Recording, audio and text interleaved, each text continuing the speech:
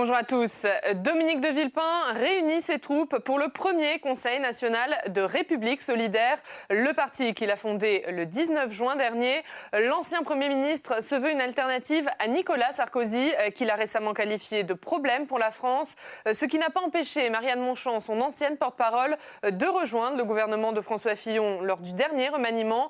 Dominique de Villepin, qui est crédité de 6 à 7% des voix en 2012. On écoute tout de suite en direct son discours. Merci à vous tous du fond du cœur d'être là. Je sais que beaucoup d'entre vous ont bravé le froid, les intempéries pour nous rejoindre. Je sais que vous toutes venus de tous les départements, de toutes les régions, et je veux saluer particulièrement ceux qui sont venus de l'outre-mer pour être avec nous aujourd'hui. Je suis heureux d'être avec vous pour une journée de propositions. Nous avons besoin les uns et les autres, et la France a besoin aujourd'hui de propositions et de visions pour l'avenir. Je suis heureux de voir à travers vous ce qu'est devenu notre mouvement en si peu de temps. Il y a quelques mois à peine, c'était le moment de la fondation de notre mouvement, mais grâce à votre mobilisation à tous, grâce à toi, Brigitte, grâce à mes amis parlementaires et élus qui se dévouent jour après jour sans compter, grâce à vous, Isabelle Lignas, à vous, Sidi à la tête du mouvement jeune. Grâce à vous, Christophe Garignano, en charge du réseau Villepin.com. Grâce à vous, Denis Bonzi et Siam Arbib, en charge de la mobilisation citoyenne. Grâce à vous, Laurent Tesler, qui êtes là pour nous rappeler l'exigence de transparence et de bonne gestion essentielle à la vie de notre mouvement. Grâce à vous tous aujourd'hui, grâce à vous, responsables des fédérations, nous sommes en ordre de marche et nous pouvons tenir notre premier Conseil national. Et je suis là pour fixer avec vous notre feuille de route.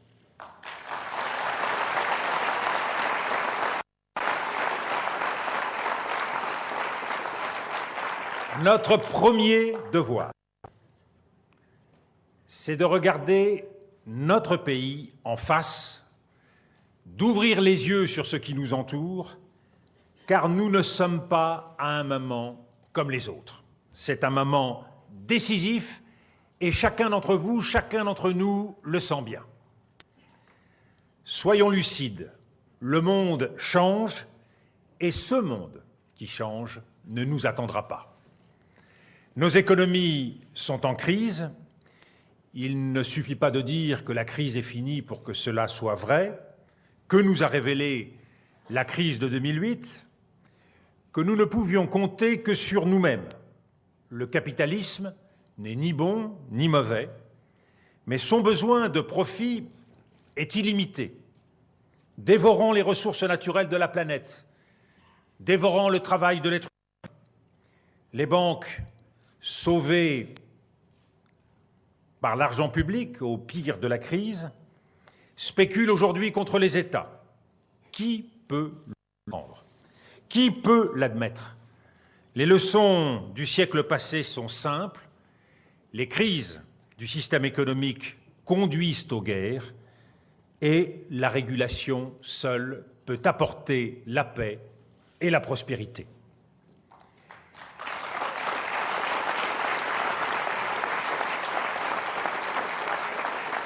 Nos économies sont en crise et nous allons également vers plus de confrontation. Le monde a basculé, l'Occident ne peut plus prétendre diriger le monde. Avec le retour en force de la Chine, de l'Inde, du Brésil, s'annoncent aussi des conflits sur les monnaies, sur l'énergie, sur les matières premières. Voyez seulement comment aujourd'hui la Chine s'efforce de contrôler les matières premières comme les terres rares, pour en faire une arme stratégique. La mondialisation heureuse ne peut être qu'une mondialisation responsable, une mondialisation maîtrisée. Alors soyons lucides parce que l'Europe joue sa survie. Une déflagration en chaîne entraîne les pays, les uns après les autres, dans la débâcle.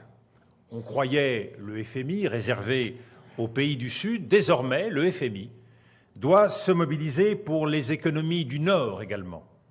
D'abord la Grèce, ensuite l'Irlande. Déjà, les marchés lorgnent vers les prochaines victimes, le Portugal, l'Espagne, peut-être demain l'Italie. L'euro, qui est notre bouée et qui l'a encore été pendant la crise, rappelons-le, l'euro ne doit pas devenir notre boulet. Et ce, à cause de postures dogmatiques, à cause de querelles de gouvernement. L'euro trop fort, nous le vivons au quotidien dans notre pays. Ce sont des usines qui ferment, ce sont des emplois qui partent.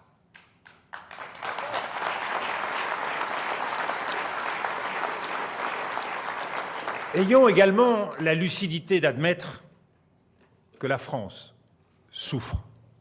Il y a une dépression française. La France est fatiguée. Chez beaucoup de Français, il y a le sentiment d'être à bout, qu'après déjà beaucoup d'efforts pendant des décennies, eh bien, ils ne peuvent plus faire face et qu'il suffirait d'un accident, un accident de plus, pour que survienne le dérapage, d'où l'inquiétude de beaucoup de nos compatriotes devant le chômage et la précarité. La France également a peur. Elle a peur pour son avenir qu'elle sent confusément plus dur que le présent. Elle a peur de sa jeunesse, elle a peur du monde, elle a peur de la mondialisation qui est susceptible de remettre en cause bien de nos positions. La France, enfin, se referme sur elle-même. À l'heure où dans le monde on entend souvent s'exprimer l'énergie, l'optimisme, l'enthousiasme de peuples entiers, en France, on vit sous l'empire du mal d'un nouveau siècle, du sentiment que tout a été déjà écrit, inventé, essayé. La vérité de la France de 2010, c'est l'enfermement que nous subissons chaque jour. Qui peut dire, ici, aujourd'hui, que nous soyons véritablement libres de nos choix? Les conditions de travail créent des dépendances insupportables. C'est vrai, bien sûr, pour le travail posté, où tout est réglé jusque dans le moindre détail. C'est vrai pour l'agriculture. Je l'ai vu en Haute-Saône, en rencontrant une famille d'éleveurs laitiers. Ils se sentent sous la coupe de prix qui sont fixés par la centrale d'achat. C'est vrai pour les PME, face aux grandes entreprises, qui sont souvent leurs donneurs d'ordre uniques, comme je l'ai vu et entendu de la bouche de ces entrepreneurs à Dijon. Face à l'État, combien de dépendances pesantes, trop pesantes. Dans notre État-providence, l'assistanat empêche de donner les moyens de sortir de la misère. On maintient en survie sans chercher à donner d'autres perspectives que le risque de la colère, le risque de la frustration. Les artisans, les travailleurs indépendants, les professions libérales sont soumises à une bureaucratie trop tatillonne et paralysante. Tout le monde est d'accord pour dire qu'il faut embaucher quand on le fait, quand on essaye de le faire. Combien de déclarations, de formulaires, de contrôles décourageants, même pour les plus motivés. Le contribuable, quant à lui, supporte de plus en plus mal une fiscalité complexe et qui, trop souvent, est illisible et incompréhensible.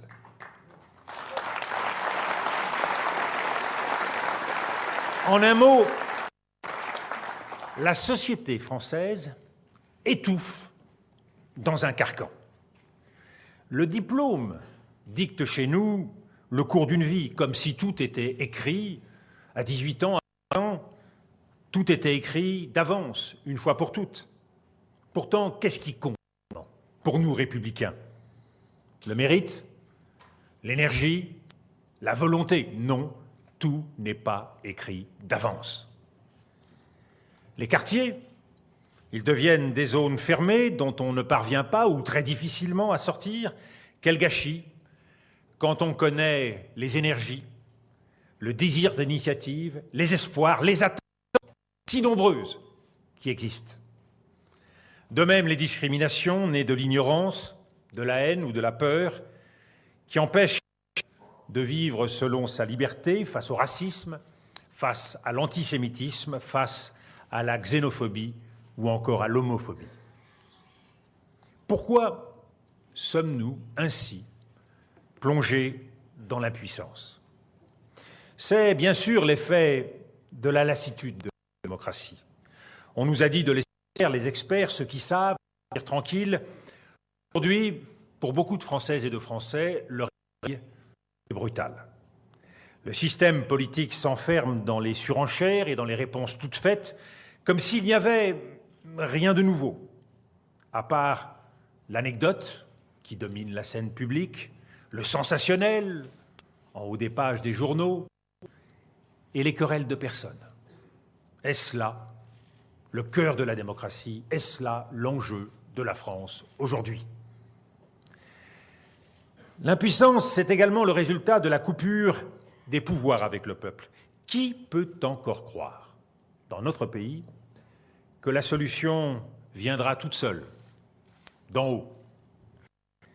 Qu'elle viendra des certitudes du pouvoir?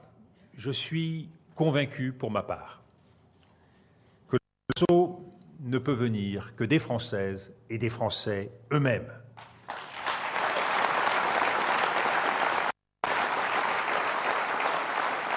Et c'est pourquoi nous devons, les uns et les autres, aller à leur rencontre et être à leur écoute. C'est bien là que se décide l'avenir de notre pays. Nous n'arrivons pas, enfin, à faire des choix assumés, parce que nous avons les mains liées. Nous avons renoncé à l'exigence fondamentale qui est au cœur de notre expérience historique, au cœur de notre vie commune, l'indépendance. À nous de retrouver les voies de cette indépendance.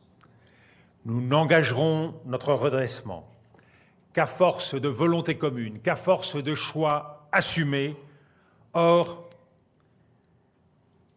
pour cela, il faut que la France s'en donne les moyens. La clé, je le redis, c'est l'indépendance, c'est-à-dire l'équilibre entre la responsabilité, entre l'effort indispensable et la solidarité qui encourage, qui aiguillonne, qui accompagne.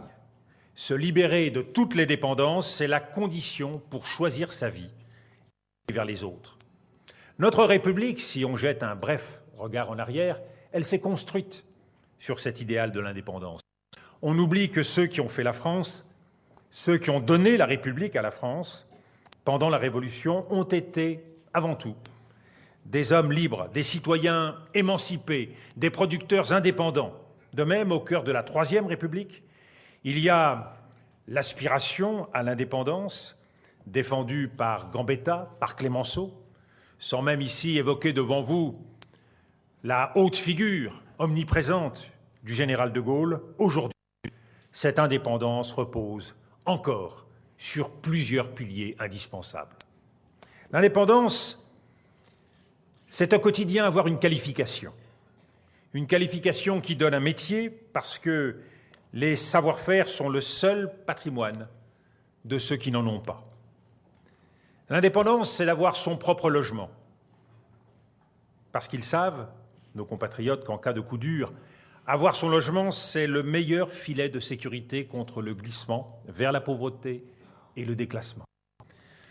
L'indépendance, c'est d'avoir une voiture, parce qu'en dépit de ce que veulent croire certains, quand on est obligé de en périphérie, dans les campagnes, la voiture est encore synonyme de possibilités de liberté, de travail, de mobilité, d'accès aux services. L'indépendance, c'est d'avoir un état de santé qui permet de se libérer des soucis de l'avenir pour se consacrer à le construire, ce qui suppose une protection sociale de qualité. L'indépendance, c'est aussi, au quotidien, avoir un libre accès à Internet qui constitue pour notre époque un nouvel espace de liberté. Vous voyez que derrière cette indépendance, au cœur de notre expérience, il y a aujourd'hui des enjeux très concrets. Soyons conscients que pour les classes moyennes comme pour les plus défavorisées, l'indépendance, cette indépendance dont je viens de vous parler, est un rêve encore trop souvent lointain et inaccessible.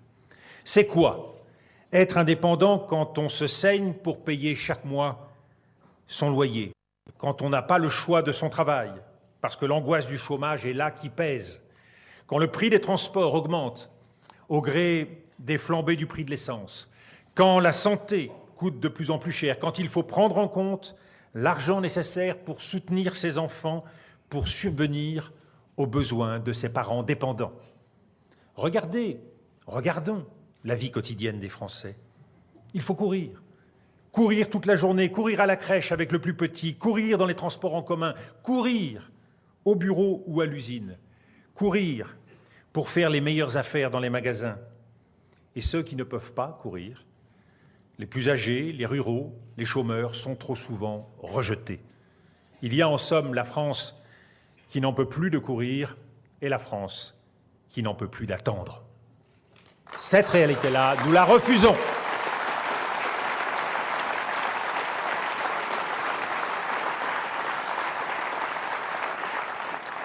Devant cette situation, nous ne pouvons pas ne pas nous poser cette question. Sommes-nous encore des citoyens ? Alors que souvent nous nous sentons ravalés au rang d'individus, de concurrents, de rivaux, la compétition et l'humiliation nous ont transformés en un pays divisé entre gagnants et perdants, entre vainqueurs et vaincus. À chaque pas, on le sait, on peut trébucher. À chaque pas, on craint d'être poussé dans le ravin. Et il en faut du courage à ceux qui prennent sur eux de relever ceux qui sont tombés à côté d'eux. À l'extérieur, nous cédons également sur cette exigence d'indépendance. Cette indépendance qui est notre identité même. Ainsi, quand nous nous alignons économiquement avec l'Allemagne, militairement avec la Grande-Bretagne et stratégiquement avec les États-Unis, qu'en est-il de notre indépendance ?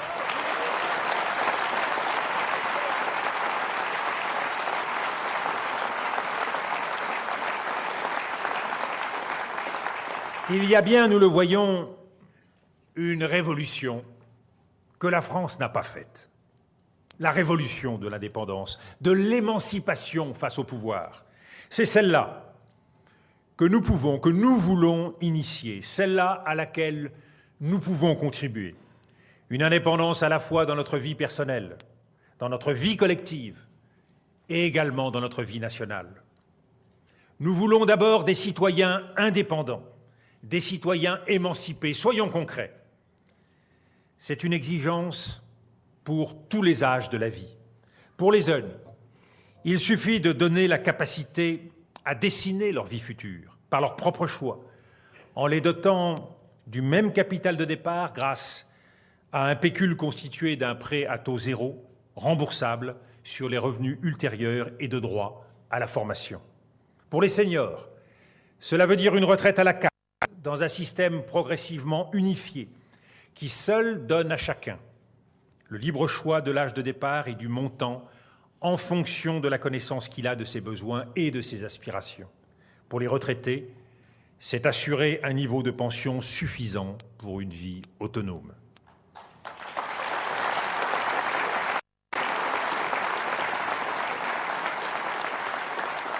Pour les familles qui s'installent dans la vie, cela signifie aussi une politique volontariste d'accession à la propriété en favorisant la mixité sociale. L'indépendance, c'est une exigence également face aux défis de la vie. Pour de nombreux citoyens handicapés, c'est une prise en charge qui assure la dignité et la plus grande indépendance possible. Cela signifie pouvoir choisir son parcours professionnel grâce à une formation permanente refondée et pouvoir faire face aux accidents grâce à une organisation plus effective. Il faut également donner toute leur place aux PME qui portent ces valeurs d'indépendance et sont créatrices d'emplois en mobilisant au service de l'investissement et du renforcement des fonds propres par des encours d'assurance vie, en leur donnant de nouvelles garanties face à leurs donneurs d'ordre et en leur donnant un meilleur accès aux marchés publics. Il faut assurer un soutien massif à l'économie sociale et solidaire, au mouvement coopératif qui est gage d'indépendance pour tant d'acteurs ou de salariés de l'industrie. Soutenons l'innovation sociale en créant des pôles de solidarité à l'image des pôles de compétitivité. Nous avons mis en œuvre, entre 2005 et 2007, ouvrons le crédit impôt recherche à l'innovation sociale. L'indépendance dans la vie de chacun, c'est une exigence, enfin, pour tout le monde. Pour les femmes, c'est améliorer le libre choix de leur vie grâce à un accès plus facile au service de la petite enfance et une véritable politique de parité. Pour nos citoyens d'outre-mer, cela signifie de leur montrer par des actes qu'ils font partie intégrante de la communauté nationale et qu'il faut trouver avec un chemin de développement et de dignité, la responsabilité et le travail, loin des logiques d'assistance. Pour tous les citoyens, cela signifie pouvoir faire le choix de l'engagement. C'est pourquoi nous voulons créer un service solidaire universel ouvrant droit à un revenu civique. Nous voulons non seulement des citoyens indépendants, mais nous voulons également des pouvoirs indépendants pour un meilleur équilibre et des décisions partagées par tous. Il faut soutenir l'indépendance des pouvoirs, mais également des contre-pouvoirs, de la justice, en coupant enfin le cordon qui relie le parquet et la chancellerie. Les affaires récentes l'ont montré.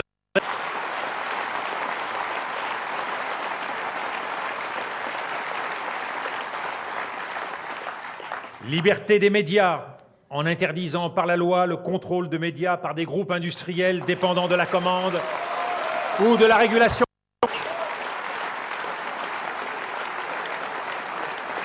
Il faut favoriser les dynamiques de projets locaux, aux universités, aux hôpitaux, aux écoles, de définir leurs propres projets dans un cadre national commun, aux communes et aux régions d'être les chefs de file de la mise en œuvre de politiques concrètes d'aménagement, de cohésion urbaine et de sécurité même.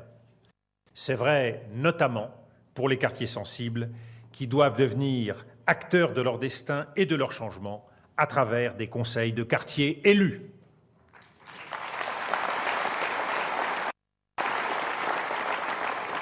Nous voulons enfin une nation indépendante, parce qu'il n'y a pas de citoyens libres dans une nation soumise. Cela signifie une défense indépendante à l'heure où l'OTAN veut tous nous mettre sous le même parapluie nucléaire avec les États-Unis, conservant la main sur les leviers. Cela signifie une économie capable de maintenir sa diversité et sa spécificité. Où sera notre indépendance économique si nous devenons demain le musée du monde, un réservoir de services haut de gamme pour touristes mondiaux?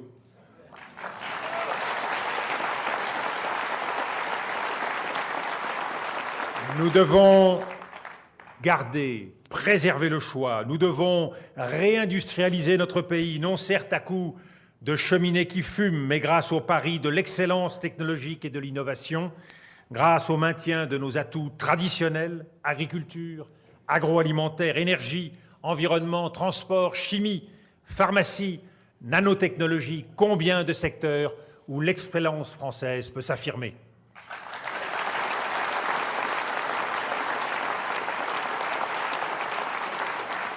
L'Europe, nous l'avons dit en évoquant la motion, est notre communauté de destin, au sein de laquelle nous devons garder toute notre singularité et toute notre identité. Cela signifie accepter à la fois la responsabilité de chaque État, c'est-à-dire des politiques souveraines, originales, mais aussi la solidarité de tous, c'est-à-dire des politiques partagées sur l'agriculture, sur l'énergie, sur l'industrie. Cela signifie aussi décider ensemble et librement d'un chemin de convergence sociale et fiscale au sein d'un groupe d'États refondateurs capables de remettre en mouvement aujourd'hui une Europe inerte et qui a besoin d'un nouveau cap.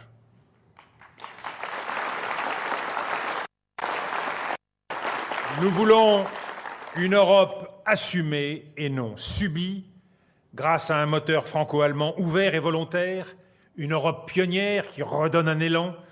Nous voulons une Europe puissance, tournée vers le monde pour protéger ses citoyens, et non une Europe qui limite, une Europe carcan qui nous soumet aux règles de la concurrence, car c'est un impératif de survie dans un monde où s'accumulent les confrontations commerciales, politiques ou monétaires.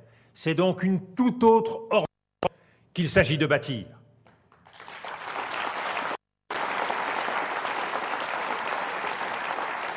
C'est vrai, vous l'avez compris, l'indépendance est pour moi une conviction, j'y ai toujours cru, et je continuerai d'y croître toujours, une conviction simple, évidente, forgée par l'histoire, forgée par l'expérience, mais on a trop tendance aujourd'hui dans notre pays à oublier si c'était un acquis, une fois pour toutes.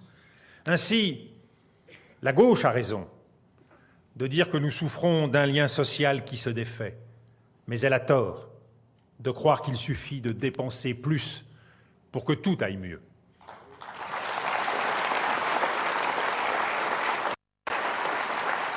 Ainsi, la droite a raison de dire que nous avons besoin de libérer des énergies et des initiatives. Mais elle a tort quand elle accepte que la liberté soit le droit du plus fort d'écraser le plus faible.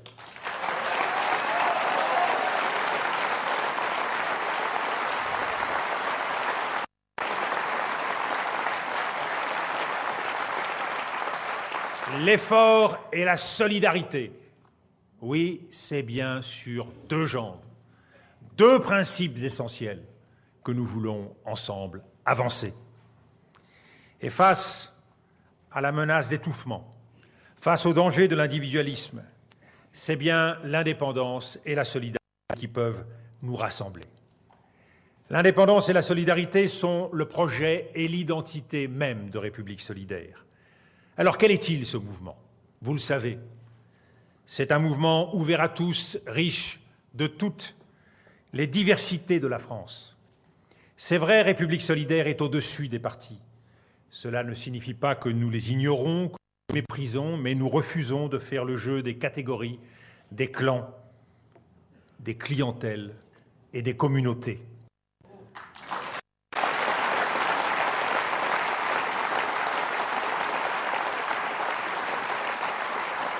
Nous croyons que le dialogue, nous croyons que la rencontre, nous croyons que l'écoute, c'est avant, pendant, mais aussi après les échéances électorales. À l'écoute de tous les Français et de toute la diversité de la France d'aujourd'hui. République solidaire mise sur l'engagement, sur l'initiative, sur la spontanéité de chacun tel que vous l'exprimez aujourd'hui. Au sein de notre mouvement, tant de parcours singuliers, nous ne demandons pas aux militants, aux sympathisants, de laisser leur parcours à la porte, mais au contraire, de profiter de leur expérience, de profiter de leur exemple pour donner l'élan. J'entends parler chaque jour d'initiatives des uns et des autres formidables, de réussites personnelles et partagées dans la vie, dans le sport, dans l'engagement associatif, dans la création. Il faut encourager cette diversité d'engagement au sein de notre mouvement parce que la politique en France souffre trop souvent d'être désertée par les vrais talents.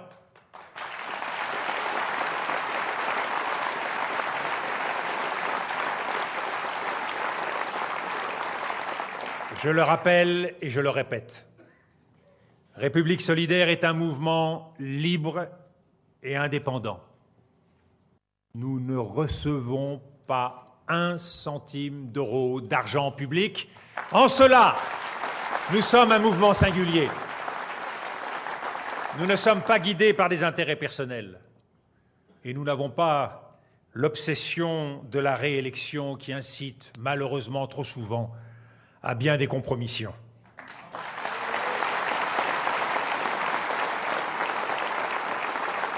Nous n'avons pas tel et tel territoire à privilégier. Nous sommes au service de tous. On ne gouverne un peuple libre que par la liberté.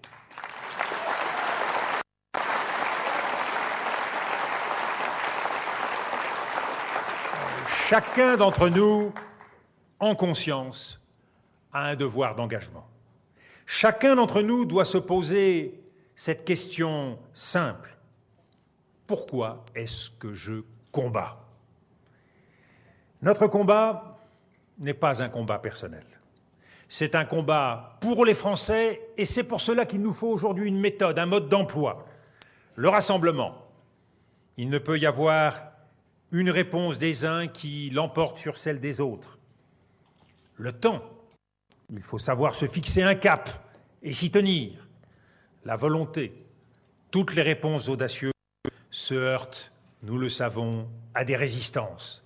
Et c'est pour cela qu'il faut tenir.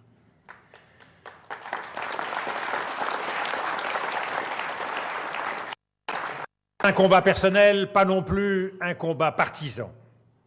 C'est le combat de l'intérêt général. Voilà notre bataille pour la France.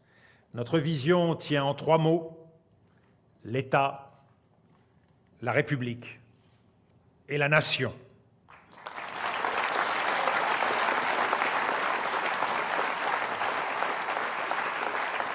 Nous voulons incarner une alternative crédible. Je le redis parce qu'il faut que chacun d'entre vous mesure bien l'engagement que nous prenons ici, aujourd'hui. Offrir une alternative crédible. Ah, ce n'est pas une petite ambition. C'est une ambition qui doit rassembler une majorité de Français. Mesurer le chemin que nous avons fait, mais mesurer surtout le chemin qui nous reste à parcourir. Nous avons des devoirs vis-à-vis de la France. Notre espoir, notre ambition, notre projet, c'est le retour des Français reprenant en main leur destin pour une France plus juste, plus moderne et plus humaine. Nous voulons la justice sociale. Nous voulons la grandeur de la France. Et n'oublions pas, parce que c'est le levier indispensable, nous voulons le retour de l'autorité de l'État.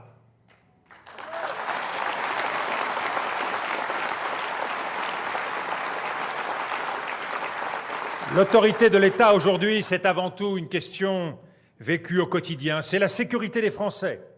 Alors mobilisons tous les instruments et toute la chaîne pénale pour associer bien sûr la sanction et la répression, mais aussi, parce que ne nous privons pas de ces autres moyens, la prévention et la réinsertion.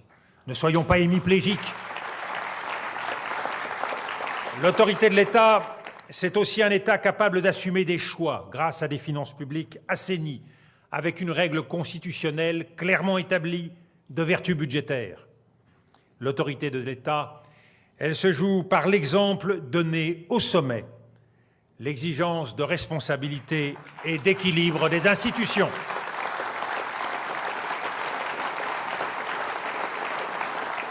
Notre combat n'est pas un combat égoïste, mais un combat au service des autres. L'engagement, j'en ai la profonde conviction, naît de l'indignation des consciences face au scandale de la société, face à l'injustice sociale. Il n'y a qu'une réponse, la solidarité.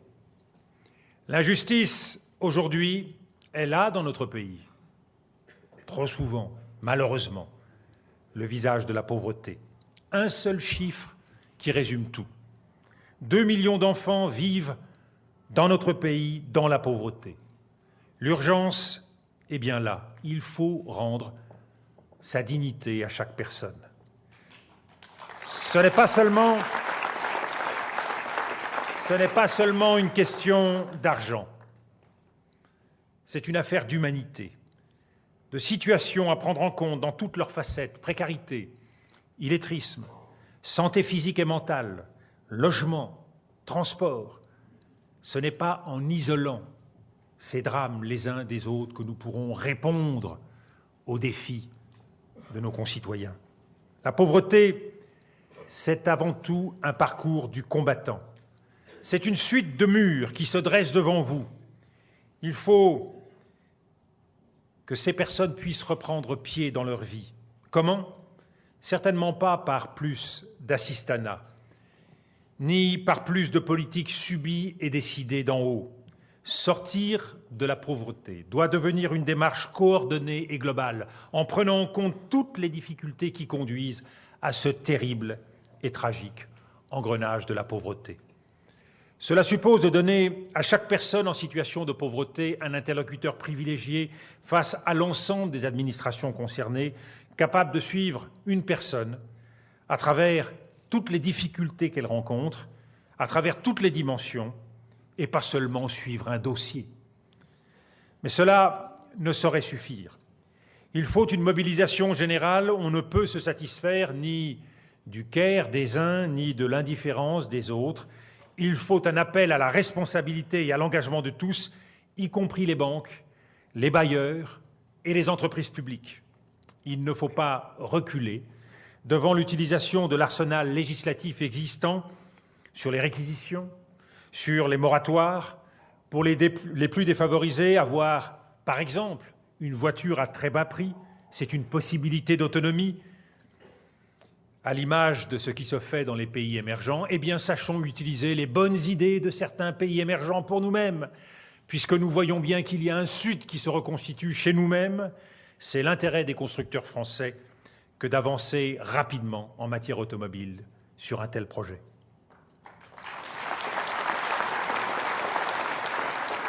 Le chômage et la précarité de l'emploi sont aujourd'hui la préoccupation essentielle des Français parce que le travail est déterminant pour se projeter dans l'avenir et pour trouver sa place, sa vraie place dans la société.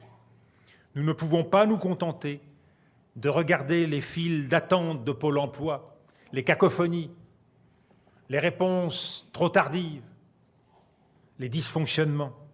Non, nous le savons, dans ce domaine, nous n'avons pas encore tout essayé. Il faut mettre la pression là où c'est nécessaire, et c'est la détermination qui compte. Il faut que les employeurs assument leurs responsabilités sociales. Dans les grandes entreprises, créons une obligation d'emploi pour les jeunes, développons le tutorat pour les seniors afin de les maintenir en activité.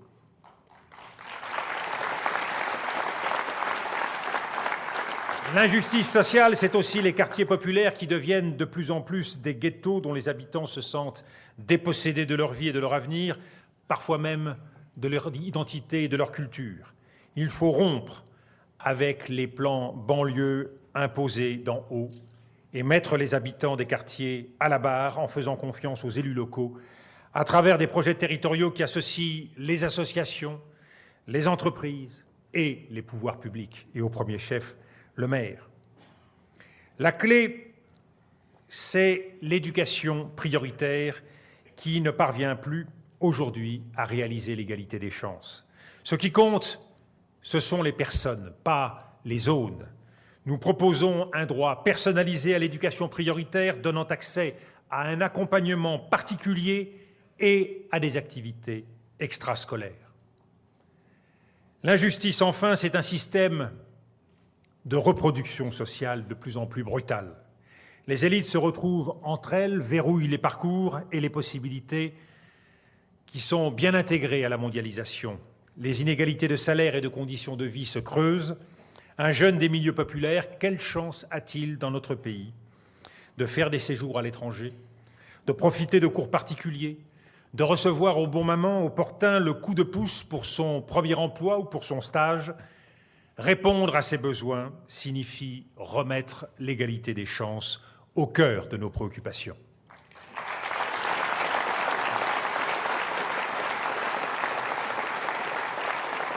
Pour cela, je vous le dis, nous serons aux avant-postes du combat de 2012.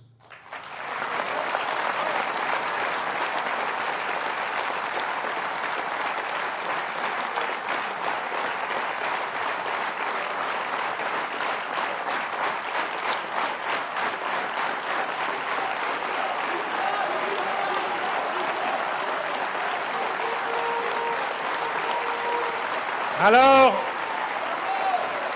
engageons la bataille du nombre.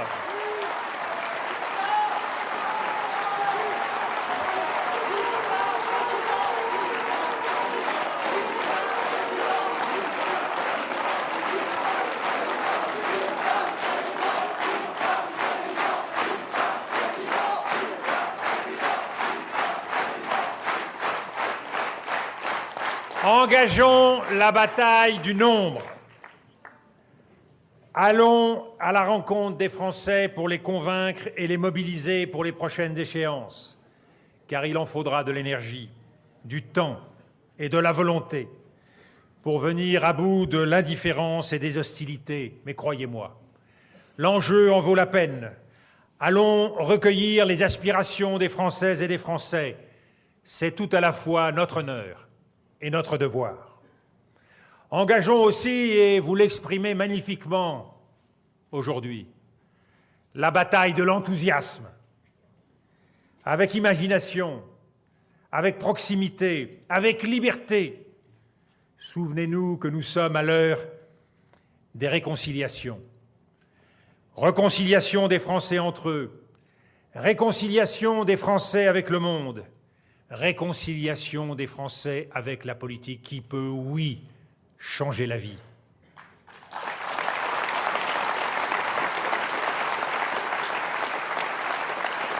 Engageons enfin, et aujourd'hui, c'est bien le grand départ. Engageons enfin aujourd'hui la bataille du projet. Allons à l'essentiel de notre combat. Défendons l'idée même que nous nous faisons de la République et de la France. Oui, l'indépendance, c'est la capacité de faire des choix. Et c'est un choix personnel que j'ai fait il y a bien des années. C'est un choix qui exige de l'endurance, avec ce que cela suppose de coups reçus. L'endurance, c'est se tenir debout envers et contre tout. Je ne change pas de conviction au gré des circonstances. Je ne change pas de valeur, même si nous le savons, dans une situation où les girouettes n'ont jamais tourné aussi vite.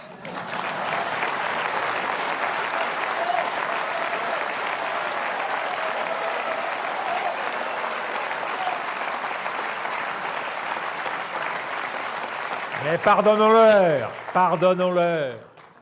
C'est sans doute à cause du vent.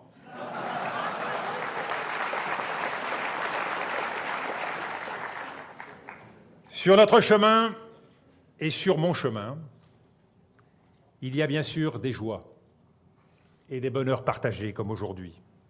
Croyez bien que je mesure ma chance, croyez bien que je mesure l'honneur de pouvoir aujourd'hui être avec vous en ce rendez-vous de fidélité et d'espoir.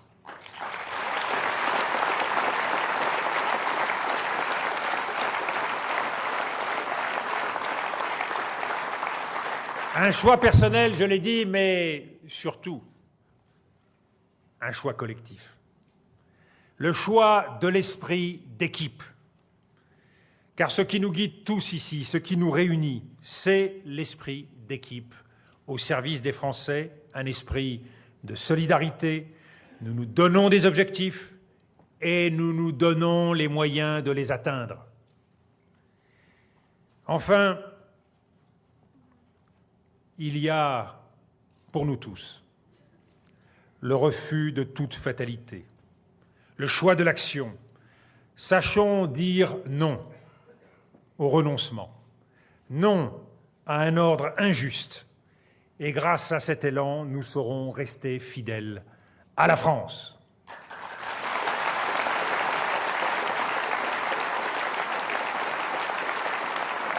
Mes chers amis,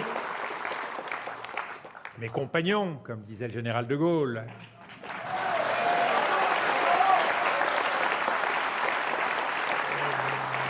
mais parce que les temps ont changé, il faut dire aussi mes compagnonnes. Voilà le message que je veux vous adresser aujourd'hui. Tant que nous aurons les mains liées dans notre vie, dans notre pays, en Europe et dans le monde, nous ne pourrons pas assumer notre destin. Vous avez l'audace, vous avez l'ardeur, et vous avez le courage, et croyez-moi, il en faut et il vous en faudra.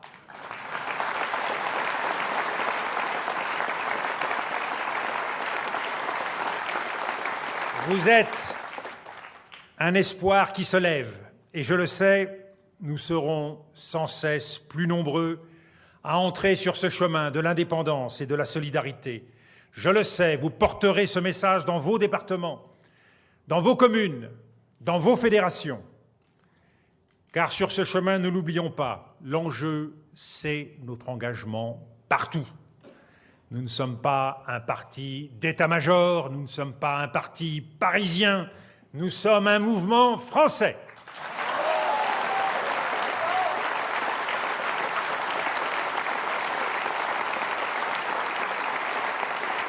Et c'est pour cela que nous voulons des citoyens libres. Nous voulons une France fière. C'est la condition d'une France forte renouant avec la réussite économique, renouant avec une France solidaire et sûre de ses valeurs.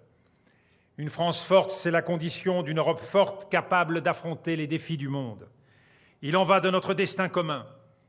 Il en va de la République. Il en va de la France.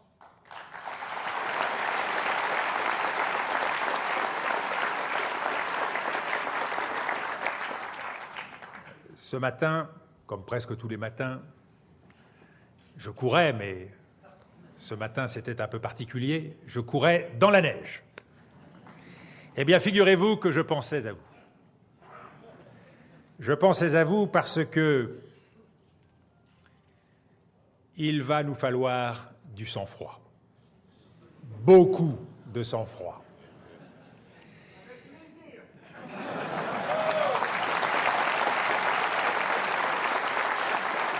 Nous sommes un jeune mouvement, mais déjà que de chemins parcourus, que d'épreuves traversées, que de convoitises suscitées.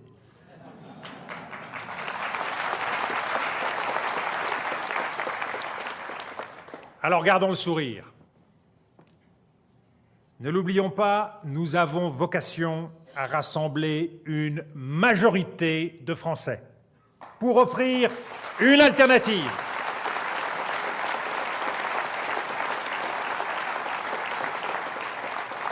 Une majorité et une alternative. Voilà notre ambition. Et cette ambition, je compte sur vous pour la porter jour après jour, comme vous pouvez compter sur moi. Je vous remercie.